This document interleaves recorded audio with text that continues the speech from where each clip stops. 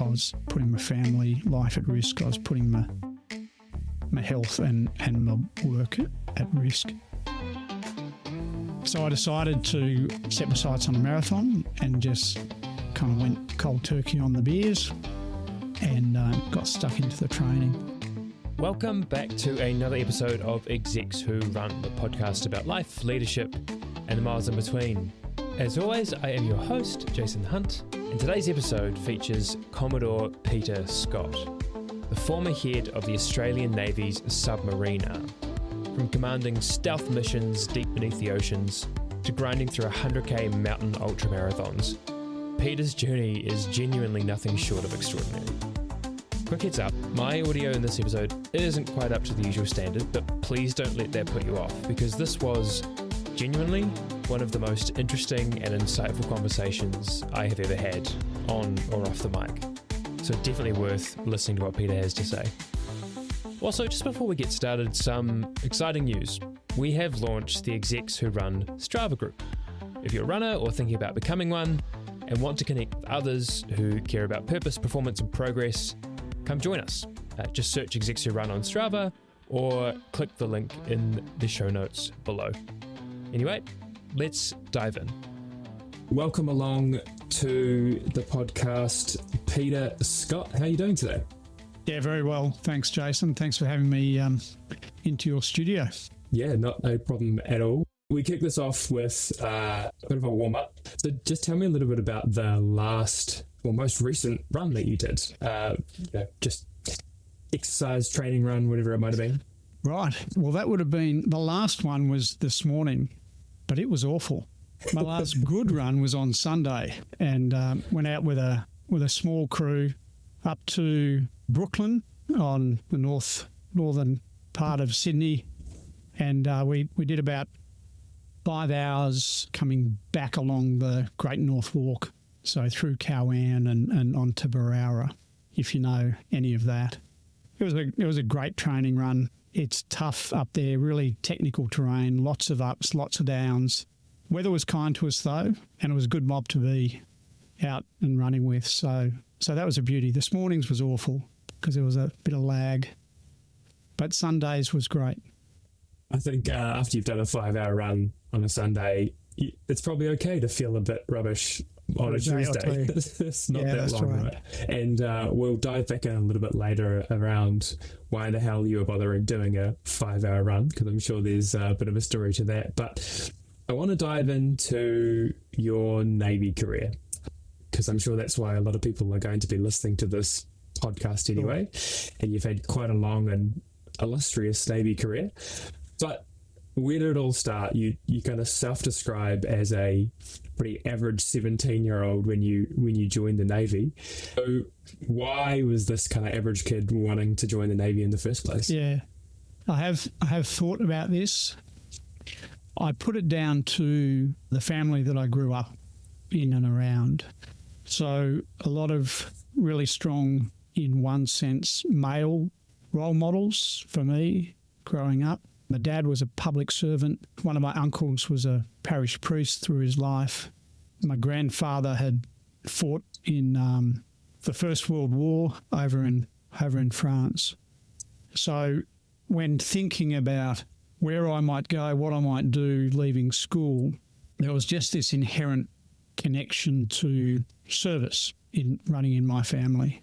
And I think I just took a bit of a lead from them. And why off into the services and Navy?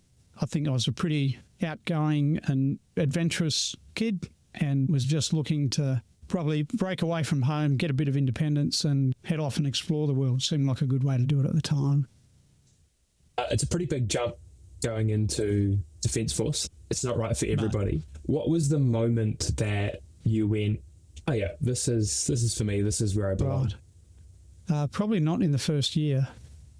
I remember going into the Naval College and I had a really simple ambition, which was to sort of be in charge of my own destiny at the end of that year, to make it through and then decide whether it was for me and I wanted to go on or not. And for a couple of reasons, I got through, but really by the skin of my teeth. So I think in that time, formed some really strong friendships with the people that I joined with, and maybe seen just enough of the Navy to be willing to move forward and give it a proper run. It was probably a couple of years, though, before I was really genuinely convinced that, yep, it was a long-term thing for me and I was going to fully commit. Do you think that, or was there ever a moment in that first year where you really believed where your Navy career could take you? Because we fast forward a few years and you end up leading submarines for the Navy, and we're going to touch on that obviously, but did you ever have that kind of confidence or self-belief in that kind of first year that this might be something that would happen? In one way, it was kind of sport. You know, it was a bit of a lark for probably the first handful of years that I was in the Navy. And if you think back to when that was, you know, mid-80s, not a lot going on for the Defence Force around that time. But there was a point, so I met my wife-to-be at the end of my early training, so 3 or 4 years in. And that was really when I started having to go to sea as well and spending large amounts of time away from home. And I worked out pretty quickly then that service in the Navy was going to actually require some hard work and some sacrifice from me, but also it was going to impact people that I cared about as well. And that's probably when I decided that, well, if I'm going to stay in the Navy, then I am going to commit 100%. I'm going to make it absolutely as worthwhile as possible. And that's about the time I decided to step aside from the surface ships, the warships, and go on board the submarines. Because for me, you know, that was and is, you know, the absolute sort of cutting edge of the Navy. I guess a quite secret force, both in military circles but also in civilian circles. Like we know what submarines are, but that's kind of it, right? What was the appeal about submarines over and above seeing it as the pinnacle? Because you could have gone to the pinnacle of many other things, right? What was it about submarines that drew you in? It's the impact that they can have in a couple of different ways. One is as a deterrent force, you know, to prevent conflict, and the other is as an offensive force to, you know, do harm to your enemies if you find yourself in conflict. They are absolutely offensive weapon systems. They're designed to sink ships and other submarines, and they carry immense destructive power. And it's that destructive power combined with their ability to operate with stealth, so to be undetected over vast ranges and for extended periods of time. That's what gives them credibility as a combatant or a deterrent. It's respect for that capability, you know, from our regional neighbours. That's where the actual value of our submarines lies. So, yeah, it certainly wasn't any notion of comfort or ease. It's that impactful capacity of the force that probably caught me out. That makes sense. I can see why that would have been appealing. It's just, you know, as grand as you can kind of get in the setting that you were in. I don't want to put a disservice to the kind of Navy career that you had from where we've started to where I'm about to go. But at the end of the day, this is a running podcast. And so we can only talk about certain Navy related things. So I want to jump to some pretty critical moments in your career as a submariner. And I think the best place to kind of start there is with Perisher. Yep. Now I'm going to do a little description of it from the research that I've done, and then I'll let you do the real description of it. But basically, Perisher is the Navy command course for officers wanting to command a submarine. It's a pretty elite course. About 6 people through each program do it. So not many. It's kind of the top of the top that are going through and doing this course. You know, if we maybe put it in comparison with other programs out there that the listeners may be more familiar with, something like maybe even SAS selection, regardless of what country you're in, you know, they probably have about 100, 150 people that go on each course. Pretty high failure rate, but, you know, still quite a few. The Navy SEALs would probably be something similar, if not a little bit more. 6 people is pretty small. And the other key thing, and kind of says in the name in Perisher, is it's kind of succeed or nothing. So if you do not pass this course, that's the end of your career as a submariner, which is pretty high stakes. Tell me your mindset when you first knew that you were going to be going on this course. Sure. So let me just offer a slightly different perspective on those comparables that you gave there, Jason. Cool. So something like SAS selection is, in one sense, an entry-level course. So almost inevitably, someone applying to join the SAS has got experience in the Army, is a qualified and professional and experienced soldier. But SAS selection is literally about selection to join the SAS, and it's kind of where the learning starts for them. We've probably got comparable periods, not so much in selection, but certainly in induction and qualification as a submariner. Perisher, on the other hand, is, you've been in the Navy for maybe 15 years. You've probably been in submarines for a decade, learning your craft.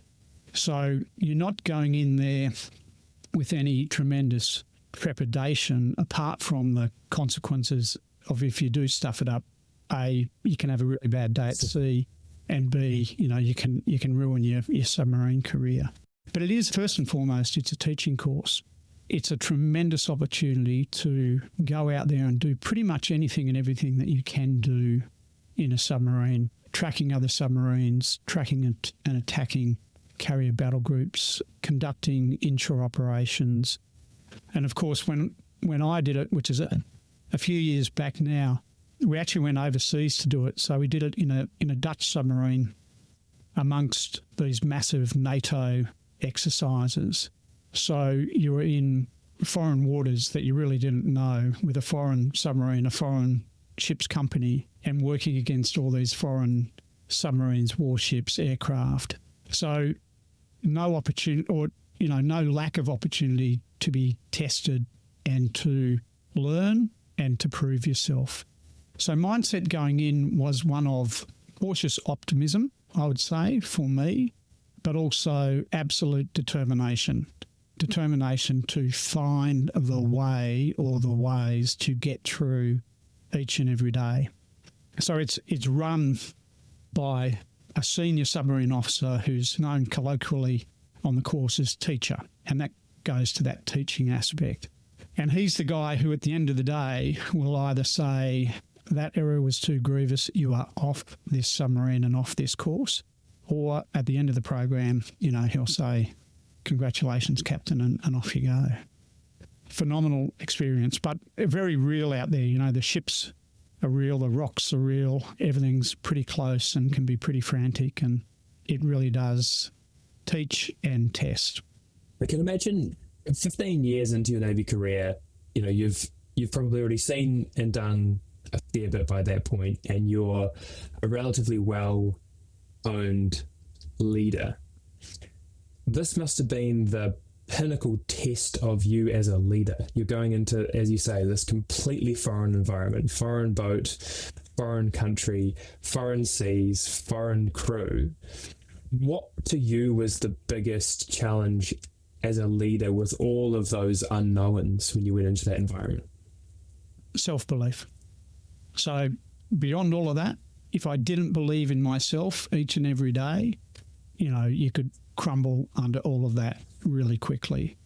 And I'm not saying that I was full of self-belief 24 hours a day for 5 months. I was not.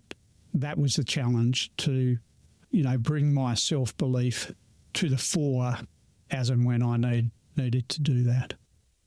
Can you think of a defining moment whilst on that course where your self-belief was challenged? Look, there are a couple of moments where I recall becoming completely convinced of my ability to pass. So challenge each and every day, because the course was designed to do that. You were never allowed to rest easy. You were always put under, more pressure and more testing circumstances. I'll just tell a little sea ditty, if you like. We're off the coast of Ireland, off the northeast coast of Ireland in the Irish Sea. We'd been at sea in the tactical phase for probably 2 weeks. We needed to conduct an operation in one area and then move through the night to another area undetected. And there were all sorts of assets hunting us: helicopters, maritime patrol aircraft, warships, submarines. It's a diesel-electric submarine, right? So they run on batteries, like your Tesla or your electric car. The batteries need to be charged and they can run out pretty quickly, particularly if you're trying to get around at speed. I needed somewhere to hide. And over a couple of hours, I worked my way into what I'd describe as just this wicked little hiding place. It was right up against the coast. So we were 400 or 500 yards from these sheer cliffs. There was a tidal stream running pretty powerfully down the coast. So we were needing to stem that. We were at periscope depth, so just under the surface, and we're running our diesels, which ordinarily is tactically quite dangerous because you're making much more noise than you would otherwise. You've got masts raised, you're stationary, you're a bit of a sitting duck. But we were in so close to these cliffs that the shore noise from the breaking waves was masking our acoustic signature, so we couldn't be heard. The radar signatures or signals from the warships and the helicopters and that were bouncing off these cliffs and confused and couldn't detect us there. It was the middle of the night, so no one could see us. We're completely dark. We could see, through the periscope, we could see the headlights of cars going along the road on the cliff tops about 400 metres up ahead of us. Anyhow, it's extremely challenging for the ship's company. We're charging on all 3 diesels, took a tremendous amount of control, just finesse on the ship control and so on. Won't go into the detail there. But anyhow, we sat in there for hours, charged up the batteries fully, didn't get detected by anyone, and then we're ready to, turn and burn the following day and go and do the next little piece. It was probably towards midnight. We used to do a thing called, we would be the duty captain for perhaps a day, and then one of the other students would be duty captain. And I was handing over duty captain to my Australian mate, and I handed over everything except the navigation. I said, here's the sonar picture, here's the shipping picture, here's this picture. Now come and have a look at where we are. And when he saw where we were on the chart table, he said, I'm not taking this submarine. You are mad. And he walked out. He said, get us out of here. But I had to sort of back off a mile or so before he'd come and take the submarine. But then, of course, he realised that was exactly the place we needed to be to get what we needed done and to get through the night. And he went back in there himself as soon as he had the boat anyway. So anyway, that was a real self-belief. Would never have considered doing anything like that prior to going onto that program. That's an awesome example. Maybe another little side note, because we talked about how kind of secret submarines are and people just don't really know much. Can you just give a bit of an idea of what life on the submarine is like what day-to-day looks like for you on the submarine? So it differs a little bit depending on your role, but most people will be in watches. So we typically run our submarines in 2 watches. So you've kind of got two crews on board, or enough sonar people, enough navigators, whatever. So you do 6 hours on, hand over, 6 hours off, and that just rolls through. It rolls through 24 hours, 7 days a week for as many weeks as you're out there. And you might be out there for 7 or 8 weeks at a time. So life is sort of built around meal times. There's breakfast, lunch, dinner and midnighters. Midnighters seems to be the favourite meal time for a lot of submariners. And of course, when you're off watch, you're doing your domestics. Often there's a lot of administrative stuff to do, like report writing or whatever it might be. And of course, you're trying to get some sleep. So sleep is at a premium when you're living on board a submarine. There is nothing comfortable about them. They're cramped. Everything is close. Everything is hard. They can be pretty bloody smelly at times. And, you're living in this tremendously close proximity to another 65 people. But those 65 people, dedicated professionals. There's probably a dozen different specialisations on board, from sonar operators to marine technicians to electrical engineers. So they're very small teams of specialist people who form a crew that enables the submarine to go to sea, live and understand within that environment and be able to fight in that environment if it needs to as well. In one sense, it's a great life. In another sense, it's bloody awful. Yeah, I can imagine living underwater in a tin can essentially for 8 weeks. Probably has its ups and downs, probably more downs than ups.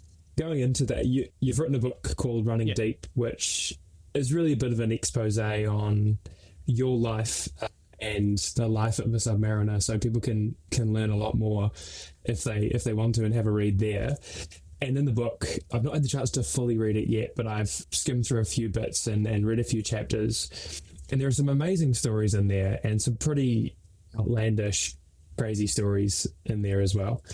I want you to, and this might be quite a hard thing to do, but what is the one story, mission, whatever it might have been, that comes to mind that really was not necessarily the pinnacle, but was just such a memorable time for you in your career as a submariner?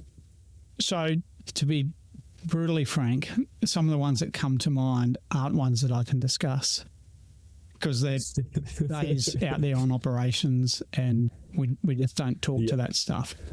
But there's a couple of reasonably well-known incidents at sea that I've been through. One was a grounding where I drove my submarine into the continental shelf. Not one of my best days, but in another way, one of my best days. So before we go to deploy and go on operations, inevitably a submarine will have been put through a really extensive maintenance period, and then you might spend several months at sea sort of progressively building up the individual skills, the team skills, and building up your knowledge of the actual capabilities and limitations of the boat. So, we would test everything alongside, then we'd test everything on the surface at sea, then we'd test everything at a shallow depth, and then we'd test everything at a deep depth. And we'd build these exercises that were increasingly complex and demanding of the crew, and they might be both internal exercises, so damage control work and so on, simulating casualties like floods or fires, or they might be external tactical exercises working with other ships and submarines and so on. At any rate, we were on the last day of our operational workup and evaluation. We're out at sea off the West Australian coast. It's the middle of the night, and we've just successfully conducted an attack on a task group, a simulated attack on a task group of warships. So we've gone deep to evade, and I've ordered the submarine to close the coast because we needed to be inshore for our next operation the following day. And I wrote a detailed set of orders about navigationally how to bring the boat, safely into the coast and make other preparations. I then get my head down, go to my cabin, go to sleep, and I woke up sometime later, and I can still feel it today. I was lying on my back in my bunk, and there was a fluttering sensation coming up through my bunk and into my body. And I had never experienced that before, but I knew immediately what it was. So there's a term called smelling the ground, and fundamentally the submarine was driving along the bottom, and the pressure of the water was just keeping the submarine off the bottom, but we were running aground. And I ran into the control room, and the watchkeepers there were trying to make sense of what was going on. They hadn't expected to be anywhere near the coast for some period of time. They thought they understood what depth they were at, where they were at, and so on, and clearly they didn't. And I recall saying, we're aground. And the moment I said that, they just clicked and went into all their emergency operating procedures, and we brought the submarine safely back up to periscope depth, and we were obviously back alongside. To resolve that, there was a board of inquiry. That was pretty bloody uncomfortable. But it was one of those things where we put ourselves into that situation, but the training and the expertise in the ship's company also meant that we were able to get ourselves out of that situation. And I recall we'd been working together for a very long time, that ship's company and I know that in the days leading up to that board of inquiry, which is kind of just a little short of a court-martial, I knew that there would be a temptation for some to sort of stick together and potentially, try to protect each other and certainly try and protect myself, because my career was absolutely on the line. And I remember getting that wardroom in particular together, the officers, and just saying, the way to be loyal to each other and to me is to go up to that board of inquiry and just tell the truth as you know it, whatever that is, because that is the only way in which we can truly know and understand what went wrong and how to move forward from there. That was a really difficult couple of weeks in, a couple of years of command. Didn't lose my command, didn't lose my job, and went on to a really almost historic deployment with that submarine, which ended up being the longest deployment ever conducted by an Australian submarine. Did a lot of stuff along the way. So we got through it. That was a day at sea. I can imagine that was a day at sea. When I say I can imagine, I really can't. I can't even fathom what that would have been like. Just the idea of being inside this thing underwater. You can't really see anything. You kind of know what's going on. You kind of don't know what's going on. Yeah, I can't really wrap my head around that much, to be honest. So you get your command. Great news. And I think there's a couple of things there. Obviously, the military is great at preparing you. So much of your time is spent training and just dialing down on everything you need to do. So when you end up in those situations, you get yourself out of them and you're good to go, which is awesome. And the reason that they then do those boards of inquiries is to learn what went wrong and to make sure it doesn't happen again, and put that into the training and go again. For you personally in that situation, what was the learning that you took out of it, that you changed in terms of maybe yourself as a leader, or how you thought about operating in that environment? So it took me a little while to work this out, but what I learned from that was that I had mistaken my level of experience, my physical resilience, and my ability to cope with that workup process that I mentioned. I had sort of bestowed my crew with my capabilities, and a number of them were not there. I was one of the most experienced. I'd been through that workup process countless times. I was fit and strong and able to deal with the lack of sleep and push through. And I was just able to manage myself as well as you might expect the commanding officer to. And I'd sort of credited some of my key people with similar capability, and they just weren't as experienced. They weren't as capable of dealing with the fatigue. They weren't as understanding of the impacts of, what they'd been through. So I fundamentally set them up to fail. I set us up to fail because I didn't pay enough attention to the actual. I was, fully trusting of their capabilities, but I didn't take enough account of their actual capabilities and their actual limits, and, delegate and direct in accordance with those rather than in accordance with, I was doing all right. I was the captain. So I think since then, in any position of leadership, I always look to begin with a complete, you have my trust. I expect you can do your job. I expect you can do it exceptionally well and give people that trust first and foremost, rather than asking them to earn it in the first instance. But then I spend pretty much every waking moment making sure that I actually understand what they're capable of, what their potential is, where they're at on this day, where they're at in this circumstance, and so on, so that you can delegate appropriately and responsibly and give people, the opportunity to learn and grow, not to, swing on a rope. That's such a powerful leadership lesson. You obviously went through a pretty big experience to get to that point, but it's such a good learning I think any leader can take on. And I love the approach you have where you go in assuming people have the capability, but then you spend the time to actually confirm that. And I'm assuming, given you're now doing a lot of coaching yourself, supporting them to get up to that point if they're not. And I think many leaders don't do that, rightly or wrongly. They'll either assume their team can or can't and leave it at that, right, versus let's make an assumption and then let's test that hypothesis, because that's actually the important part of it. Yeah. And certainly in the coaching, is just a great little equation that often springs to mind and has done now, and that's P equals P minus I. So performance equals potential minus interference. And, you can set the standards of performance, but going in, you don't know the potential. The potential is there to be discovered. And going in, you don't want to assume that you know the interference. You don't want to know, or you don't want to assume that you know what's getting in the way. You need to discover what's getting in the way of people reaching their potential so that they can perform at their very best.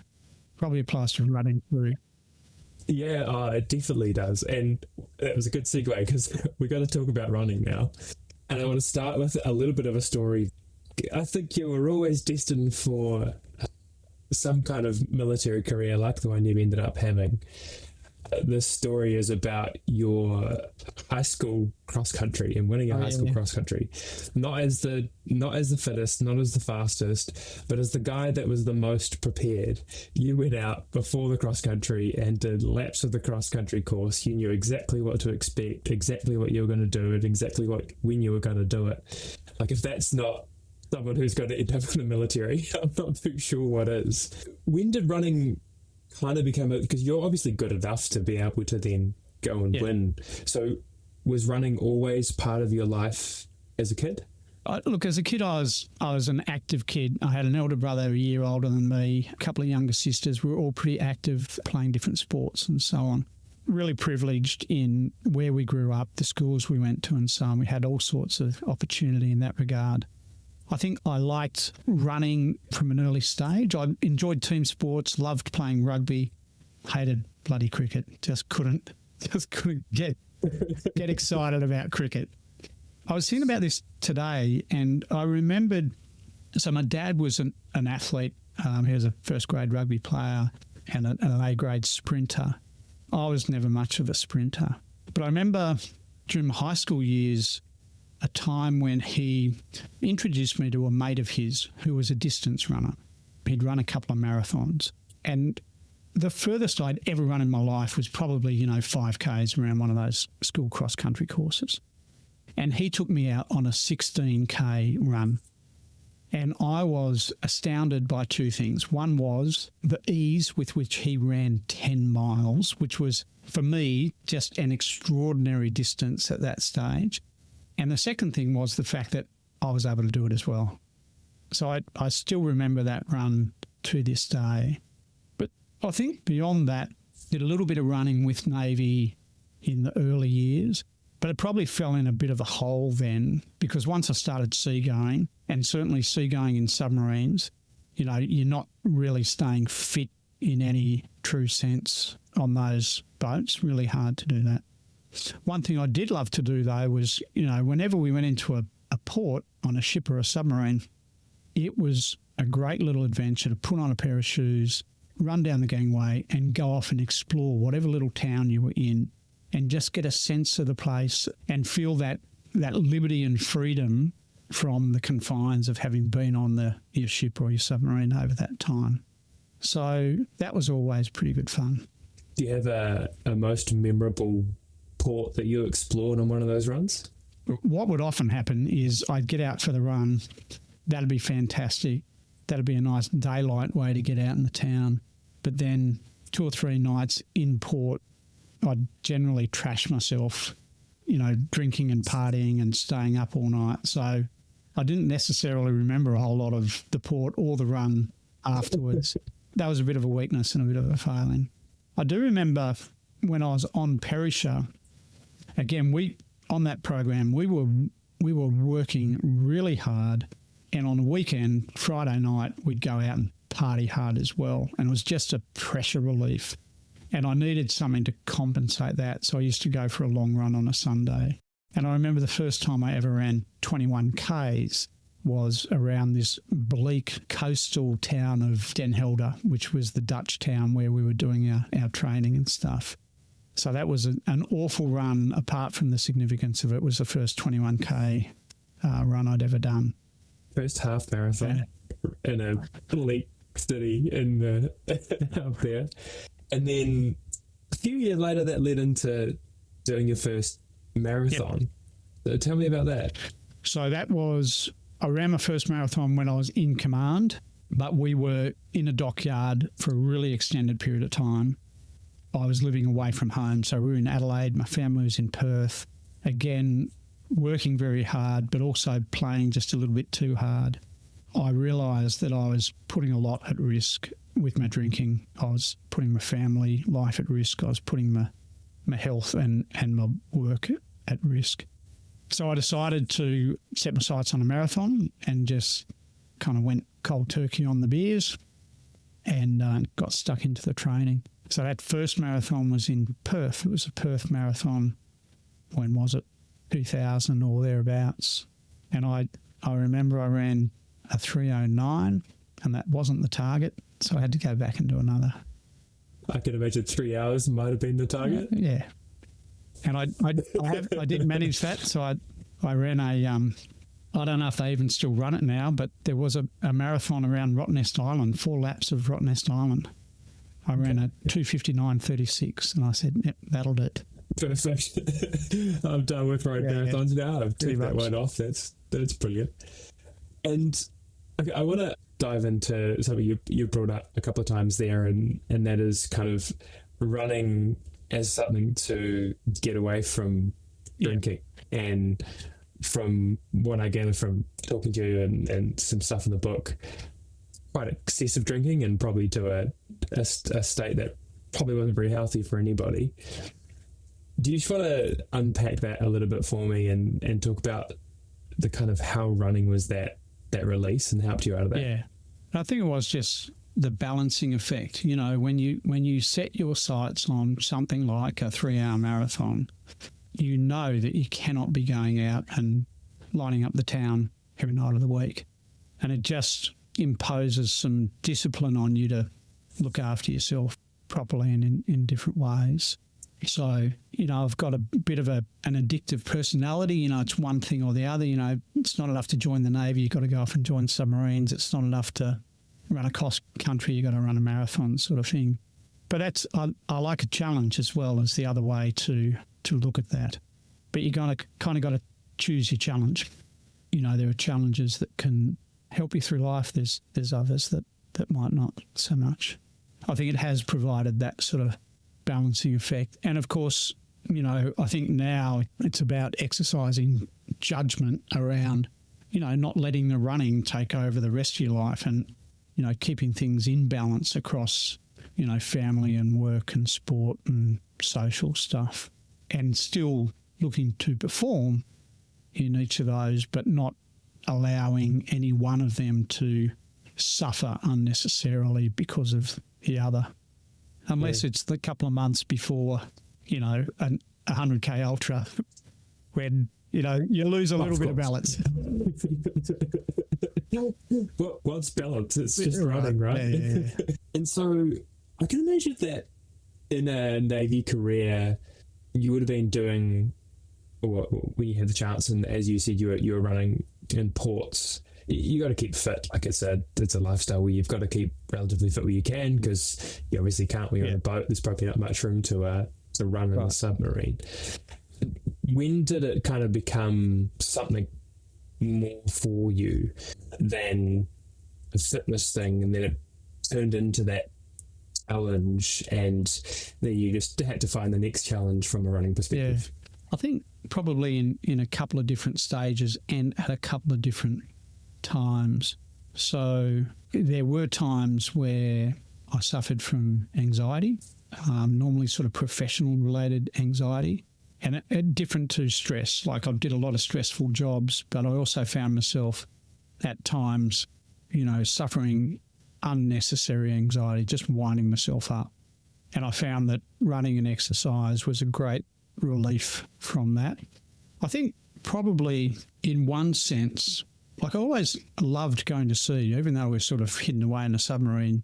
The oceans are majestic, and I loved being out on the oceans and in the oceans. And, eventually your seagoing career sort of dries up and you've got professional challenges ashore. They were great, but I needed something to sort of replace that sense of majesty in my life. And I think that's why I found, trail running so attractive, because you could just, throw on your shoes, throw on your pack and go. I'm forever in strife, because even if I take my phone out, I turn the bloody thing off. No one can contact me. My wife's always, she worries about that sort of stuff, not unreasonably. But I just love to be out in nature, running through a sunrise, running through a sunset. It's a bit of a replacement for those years out at sea. Nothing quite would match being in a submarine and what that would feel like, I guess. But I guess running can be a pretty good substitute. Yeah. When did you start to realise that just going longer and doing all these trail runs was what you really enjoyed? And tell me about heading into your first 100k ultra. So I think it was watching some of my mates. I've got one mate in particular who introduced me to 6 foot track. So that was my first ultra, first ultra and first proper trail race. And I went into that completely ignorant. I was running a reasonable sort of road marathon, but had no idea what I was getting into on that course in particular. And it destroyed me. I didn't go back to trail running again for a couple of years. But this guy and a few of his mates, you see them going out and running a 12-foot track or going out and running a coast to Cozzy. And you start to realise that, there's a 50k ultra. You can knock that over. A 100k ultra seems impossible. But when you learn that you don't have to treat it like back-to-back 50s and it's a different race and you can run it as a different race, then it's a completely different proposition. And so things just sort of stretch. But they won't stretch forever, because I'm getting too old, amongst other things. So I've run a miler. I've run 3 100k races, probably 20 plus ultras all up. But 4 400ks and a miler.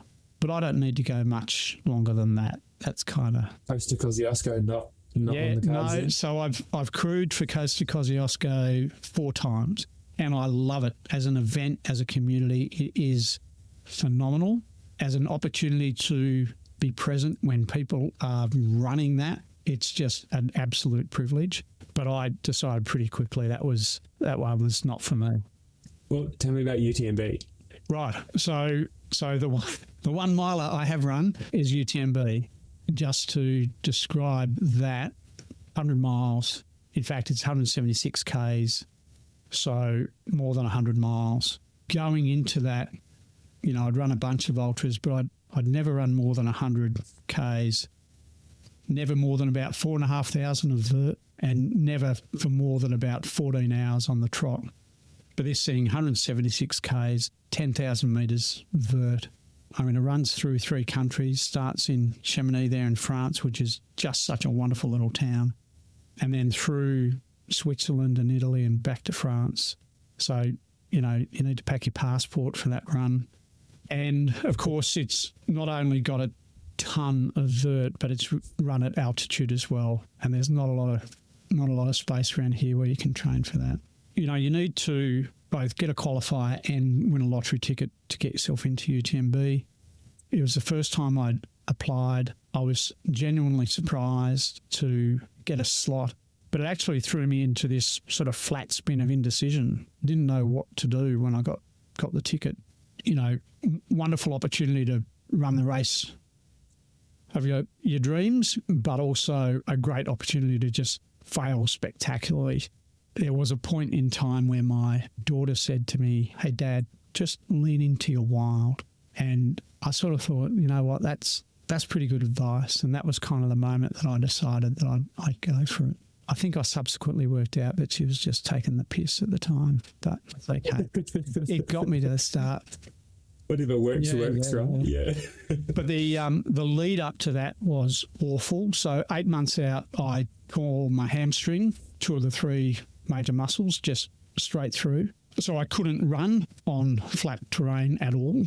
What I could do was climb and descend. So I spent months in fire stairs in 20-story buildings, just going up and down, because it was about all I could do. 4 months out, I did it again. And you would know, as you're approaching a race like this, the idea is that you get fitter and faster and stronger. And I was just kind of seemed to be doing the opposite, but kept at it, probably reevaluating what I might be able to achieve all the way through. And of course, by this time we'd built up a big family holiday around the whole thing, so we were going anyway. But yeah, so the race itself, phenomenal event, kicks off at 6 o'clock on a Friday night. Just being there with the Walmsleys and that sort of company on a race like that, wonderful privilege. Ran through the first night. There's a couple of 1,000-metre peaks in that first night. Ran through sunrise, maybe 3 more 1,000-metre peaks on the next day, which was a scorching hot day. Ran through another sunset. I remember in the middle of the second night lying down at a checkpoint. My wife and daughter were there as crew, and I said, I just need 20 minutes sleep, because I was just ruined with fatigue. But I was also just racked with pain from head to toe, so I did not sleep a wink in that 20 minutes. Ran through another sunrise most of the next day and back into Chamonix about 43 hours after I started. So inside cut-off, and I think a third of the field didn't finish at all. So, yeah, done and dusted. Pretty ugly. I can imagine your Navy career prepped you a little bit for that. Pretty good at probably operating off pretty limited sleep and high levels of fatigue from operating in a submarine. How did the race compare to some of the more difficult moments in your submarine career? I don't know about, well, perhaps if we look at it in 2 different ways, the more difficult moments and the more difficult periods. So, I know that I can deal with emotional difficulty and technical difficulty. I've been through a lot of different experiences, and you can kind of bring some of what you learn from that to, your head torches failing or you've just torn your jacket and it's the middle of a bloody sub-zero night or whatever it might be. You know that from a problem-solving perspective, you can work through what's in front of you. You can find a way forward. And from a longer-term perspective, my naval career was a long-term adventure. Every post into every submarine or leadership position was a long-term venture. And you know that they're made up of individual days and individual hours and individual steps. Do you know that the P's principle, prior planning and preparation, prevent piss-poor performance? Yeah. So I actually, going into this one, over time, I built another set of P's for this and sort of refined them coming out of it, and they were purpose, just knowing why you're out there, and not the reason, but knowing all the reasons why you might be out there. And presence, so if you're not present on a race like that, the mountains will catch you out and you'll come a cropper. Patience, it's a long bloody race, and you've just got to be willing to take it, a step at a time.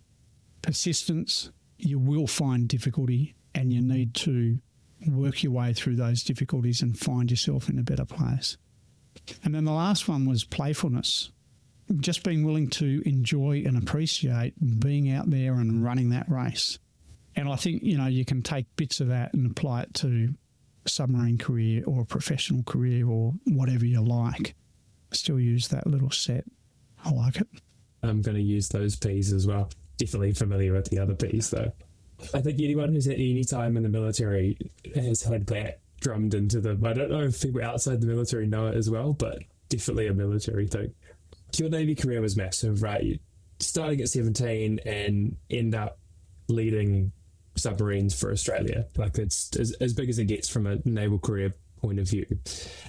You would have learned a lot along the way.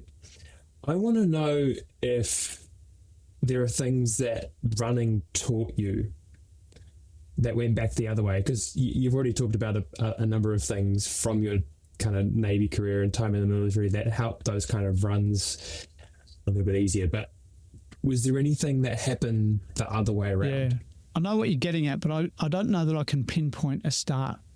Like, this came from that and went to the other. But I think what occurs to me is acceptance. Accepting, if you're 50K into a 100K race and you feel like shit, just accepting that and allowing that and knowing that you can move through it and it's okay and things will change. And I think there's definitely that physical and emotional learning that comes from running of you can press yourself here, you can be uncomfortable, you can be in pain, but you can also move through it. I mean, that's, it's literally visceral in a running context. And I think I can take that acceptance of discomfort, comfort within discomfort, and apply that to professional difficulties or challenges elsewhere in life. And I'm sure you're going to have other pieces of advice like that coming soon, and we'll save that for the wrap up at the end. So I get all my guests to leave a question for the next guest. So this is your fair warning that you're going to have to come up with one. But the question that came from my last guest was, what run has given you the most satisfaction and why? Right. It's a toss-up. It's either UTMB or my first 100. I think it's UTMB. At the end of that race, I was physically and emotionally and cognitively shattered. Like, I was just ruined. But spiritually, in myself, I was alive and just bursting with courage.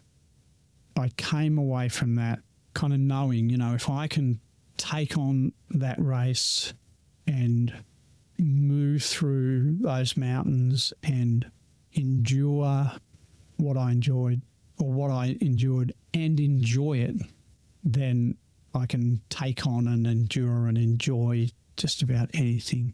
And I came away, one part of it was I came away wanting to really race again. Like, that was a get through this bastard of a run. And I came away wanting to, just not scared of taking on anything. How much of that enjoyment was actually during the run versus post-run reflection of what you just accomplished? Yeah, look, a lot of it there was a lot of it that was just grinding it out. But I was out there for a couple of days. I had a bit of fun along the way as well. And it is just a majestic part of the world to run in. You're surrounded by people who are working just as hard and having just as much fun as you are. So it was, and my family, so my wife and daughter I mentioned were my support crew. They found that probably in some ways as hard as I did, because they were moving around trying to get to me, over a couple of days through the mountains and stuff there as well. So absolute kudos to them. I could not have done it without them. And they're also not former submariners used to the lack of sleep, and I'm sure they didn't get that much over that period of time either. So definitely props to them. Okay, what question would you like to leave for my next guest? So I knew this was coming and I didn't prepare for it. So the P's fly.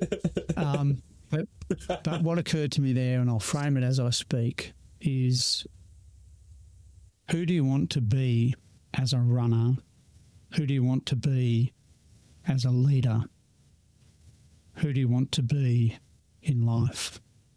I like it. And the reason I like it is because it leads on very, very well to our final little segment, which is, and I'm going to shamelessly get some free coaching advice from you, given that's now what you're doing. You're using your vast naval career and working as a leadership coach, which is pretty awesome. But what I get from everybody is 3 pieces of advice. So I get their top piece of advice for life, their top piece of advice for leadership, and their top piece of advice for running. Okay. So, look, mate, as an executive coach, giving advice is not really my jam. Like it's about helping you find your own way forward. But I don't know that I would break them up. I reckon you could apply the same piece across all 3, and it would be something around self-acceptance and self-compassion. You know, I think as a runner, as a leader, just in life in general, we can put all sorts of pressure on ourselves. We can find all sorts of fault, but, you know, getting through an ultra, getting through a leadership challenge, just getting through life can be so much harder if you're not willing to offer yourself acceptance of who you are and compassion when you need it. That's a bit long-winded, but you've got to be kind to yourself, right? Be kind. There you go. You've caught it. Be kind to yourself. Yeah. This has been a pretty cool conversation. Well, I think anyway. Hopefully the listeners have as well. We've literally gone from the depth of the ocean to the top of the mountains in one conversation, which is pretty cool, and heard some pretty good stories from you and good tidbits of advice around life, leadership, and running, which is brilliant. I'll do another plug for you. This isn't really a pluggy kind of podcast, but I think there's some really interesting stuff in your book, and I think if there's anyone, particularly if they're interested in military stuff that you don't hear about that much, Running Deep is a great read to learn a bit more about submarines. I've already learned a little bit in the little bit that I have read so far. So definitely have a read if you kind of have enjoyed this conversation and learned more. But more broadly, what are you kind of doing now from a running point of view, from a work point of view, and how can people kind of keep up to date with your life if that's what they want to after having listened to this? Yeah, sure. So running, getting in shape, racing Mount Solitary in a couple of weeks, UTA 50 this year, and a new one for me is Surf Coast Century 100k trail race down out of Anglesey in the back end of the year. So that'll keep me busy and out of trouble. I think just generally running is trying to keep up with my younger, faster running mates, which is getting harder by the day. And work professionally, as I say, I work as an executive coach, a leadership development professional. I describe the people that I work with are typically purpose-driven and service-oriented and mastery-led. And I know if I put that in front of people and it resonates, then I know I'm going to be able to work with them and work well with them to help them succeed at, you know, whatever it is that success looks like for them. So that's how I fill my days, spending with the family or out on the trails or working with execs and helping them through their days. I'm sure there might be some listening who might resonate with that, and I'll leave links in show notes and whatnot so you can all get in touch if that is what you want to do. But yeah, massive thank you, Peter, for coming on today. It's genuinely been a super interesting conversation. Probably could have been a lot longer, but I have to try and keep it within some time span that people want to listen at the moment. Yeah. So really, really do appreciate you coming on. Thanks, Jason. I love the whole premise of your podcast. Keep it going. Really enjoyed the couple of episodes that I've been able to listen to so far. So thanks for having me on. Awesome. No problem. And we'll certainly be keeping it going. Thank you. Thanks, mate. That's it for this episode of Execs Who Run. I hope you found Peter's story as powerful and thought-provoking as I did, genuinely one I very much enjoyed. If this episode sparks something in you, please take a moment to follow the show, leave a rating or a review, and share it to someone who you think will be finding it interesting. Someone who leads runs or just likes podcasts. And don't forget, our Execs Who Run Strava group is live. So whether you're logging your first 5K, training for an ultramarathon, we'd love to have you in the community. Just search Execs Who Run on Strava or check the link in the show notes. Anyway, thanks for tuning in, and I will see you next time for more life, leadership, and miles in between. And remember, if in doubt, just go running.